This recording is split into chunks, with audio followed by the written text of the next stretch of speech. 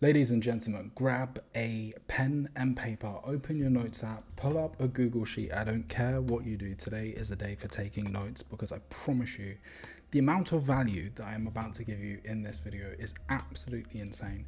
These concepts have taken me years to develop, like literally me sitting in this dark room that you can see behind me, thinking critically through these problems, learning from first principles thinking from Charlie Morgan to break down these complex concepts in a way which is simple and easy for you to digest and immediately implement so that you can increase your close rate and make more money on your course. I am telling you now, you are going to absolutely love this video, so make sure that you stick to the end, because I promise if you have the patience to do that, you're going to make an insane return on investment on your time.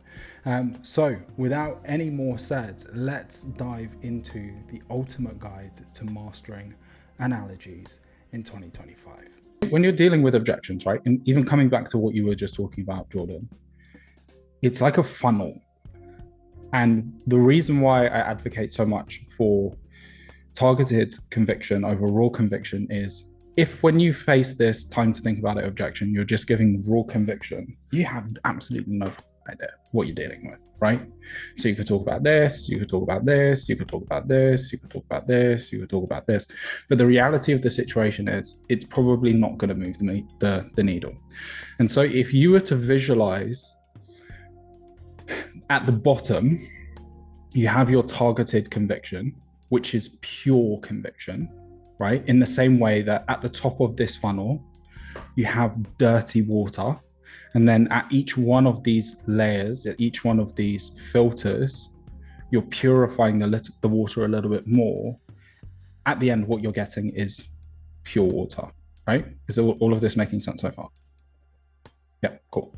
So every single time you go a layer down, you're purifying your conviction, right? So just to give you a prime example, kind of following on from what Jordan said, time to think about it objection then gets masked as a smokescreen partner objection, just exactly like you said.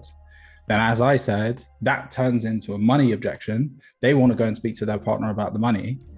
They have got the money, so technically it's not a money objection, but we're not able to figure this out unless we use the filter of the financial audit, right? Makes sense so far? Yeah. Therefore, the objection is actually a fear objection, even though at the start it seemed like it was time to think about it or partner. And then within the fear objection, because that unto itself is very broad, it's actually a bad past experience fear objection. And this comes from, they feel like the way that you go about creating an offer is very similar to that bad past experience. So in order for you to tackle the objection correctly, it's how do you position your offer differently from this bad past experience, right? So this is just, again, to highlight the importance of depth with strategic questioning when you're actually going about handling objections, okay? Now, to go back to the analogy thing, the way that I think about analogies is in a similar way, right? It's kind of like a funnel. There's layers to this. And at each one of these layers, it's what is the situation that we're dealing with. Situation that we're dealing with is never done this before, right? So never, I wish I had a pen for this. This is not fun. Never done this before, right? Then the layer beneath that is, what are comparable situations where realistically you can assume that they've never done something before and yet they did it. So it could be driving, learning how to drive. It could be starting a business. It could be, I don't know, going to the gym for the first time. It could be whatever, right? And then at this layer, you're trying to figure out, how do you combine these two things? So you've got your situation and then comparable situations within the context of the sale. Let me know if that doesn't make sense, because I know it's not the best diagram in the world. I'm just going to jump in quickly to say that if you are enjoying the video, feel free to like and subscribe. And if you want to get access to more content, feel free to follow me on Instagram. All right, let's dive back into the video. So let's say we were going with the example of driving. Let's imagine that says driving. So I have never done this before. Your position on this is, well, you should do it even though you haven't done it because it's going to benefit you, right? That's the meta view of the situation. Is just because you haven't done it doesn't mean that you shouldn't make it happen. So then you build your analogy around something. In this, it's the case of driving, right? So I might ask Jordan, so this is then where you need to have, again, a series of strategic questions that will allow the prospect to follow your thought process. Instead of you just telling them, hey, yeah, but Jordan, do you drive? Yes, I drive. Well, you didn't drive right before. And even though you never drove before, you decided that it was the right thing to do, even though it's dangerous. So why don't you do this? It's not going to work. What you need to do is use strategic questions slowly.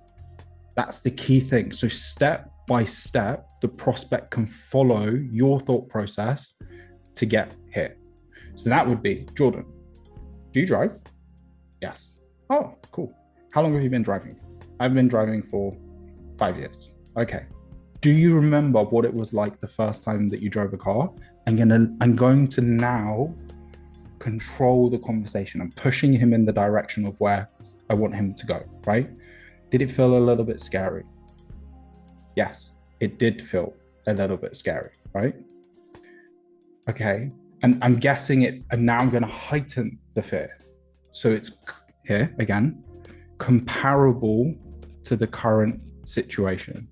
And I'm guessing it felt a little bit scary because you knew that, if you made a wrong turn, maybe if you weren't paying attention at the right time, potentially you could crash and really hurt yourself, or I don't know, maybe even worse than that, hurt someone else or end up in hospital, right? Yes. Okay. So given that was the case, why is it then ultimately that you decided to drive? Well, because it would help me to get to somewhere faster. If I really wanted to lean into the analogy and make it super tight, I could lead there as well. Jordan, why is it that you decided to drive? Is it because you knew that maybe by driving that it would get you from A to B a little bit quicker, right? I'm going to use that A to B a little bit later. This comes back to this whole thing of you have got to be in the call. Because to be thinking of all of these things on the spot, you have to be so immersed in the situation. You're thinking 2-3 steps ahead of what you're even saying. And if you're really not looked in, it's not going to happen, right? Is it because you knew that it was going to get you from A to B a little bit quicker? Yep. Okay. Well, and I'm assuming that you felt safe in that situation because you had, a driving instructor, a driving coach. No one would call it a coach. No one's going to say you're going to have a driving coach. But I want to use, again, that word later down the line, right? You have a driving instructor, a driving coach in place to make sure that you don't make any mistakes and you actually learn how to drive properly. Is that right? Yes. Okay. Now, after all of that, which is like 7 questions, now I can do the reframe. Okay, it's kind of a similar situation to this, right? Like, I fully get it. Right now, you're a little bit nervous, you're a little bit scared that things won't go, the right way, and that potentially you might make some mistakes and things could go wrong. And by the sounds of things, you recognize that in a very similar way to driving, this is a vehicle, right? This is a vehicle to be able to help you to get from A to B with the business or as a closer a lot faster than if you were to do this by yourself.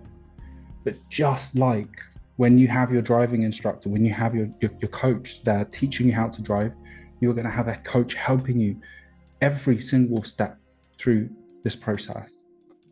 So I guess with all of this taken into consideration, X, whatever X may be, Okay, so if you got a ton of value from this video, feel free to like the video, feel free to hit subscribe so I can continue to give you source and help you to increase your close rate and be able to scale up your business or make more money in commissions as a closer.